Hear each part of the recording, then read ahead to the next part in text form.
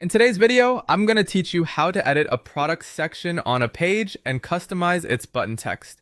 If you want to make your page feel more polished or better aligned with your brand, updating a product block is a simple but effective change. In this walkthrough, we'll add a product block to a page section, connect it to an existing product from your store, adjust the call to action button text, and then save everything so your changes appear correctly. To begin, open the page section you want to edit. Make sure you're in the right area of your site before making any changes, especially if your page contains multiple sections with different content blocks. Once you've found the section you want to work on, look for the Add Block button, usually marked with a plus sign. Click that to open the list of available block types. From the available options, choose Product. This block is designed to display an item from your store directly inside the page section, which is useful if you want to highlight a featured product, promote a bestseller, or make it easier for visitors to shop without leaving the page.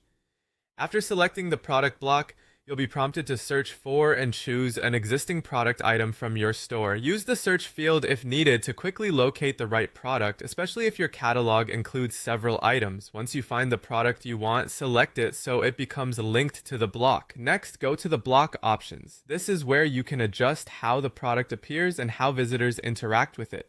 Find the button text field.